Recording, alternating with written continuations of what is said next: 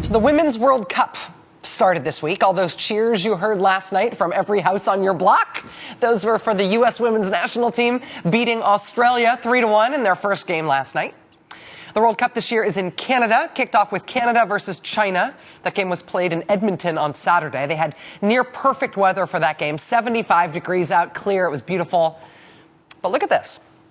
Even though the temperature in the air was 75 degrees, the temperature on the field, the temperature of the field itself was 120 degrees for the opening day on Saturday. The following day, on Sunday, for the games in Ottawa, the field was 130 degrees. 130 degrees. Just astonishing heat. You know, grass doesn't heat up like that.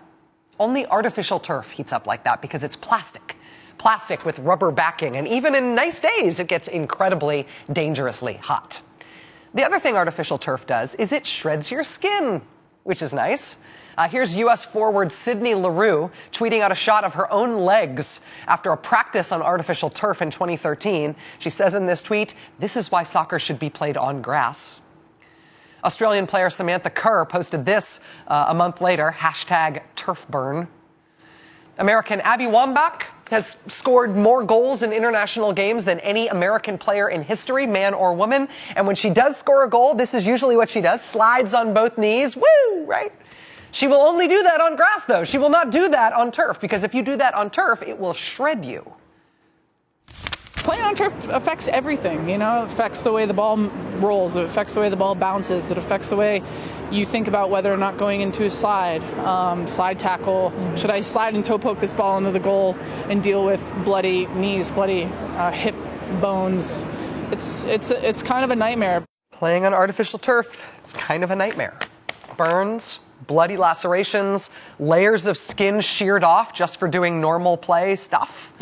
Players in this Women's World Cup have been pulling their socks up over their knees. They've been smearing Vaseline on their legs. They've been wearing compression shorts to try to keep their thighs covered even when they slide, doing everything they can to try to protect themselves from this turf. Soccer, though, is inherently a rough game, and there's a lot of sliding around, and part of the worry with not letting them play on grass is an increased risk of concussions from banging their heads on this unforgiving artificial turf. World Cups are normally played on grass. The Men's World Cup is on grass, always has been, always will be. Before this year, the Women's World Cup had been played on grass. But this one, for the women, it's all on artificial turf, all 6 venues, every game. And frankly, that's because turf is cheap. Turf is cheaper to maintain than grass. And apparently FIFA does not care as much about the risks to the players in the women's game the way they care about the men. FIFA's former president, the guy who recently resigned in the midst of this huge criminal corruption scandal, he said in the past that the women's game would be improved if women wore tighter uniforms while they played. He also said he thinks that artificial turf is the future, with added benefits such as cheapness.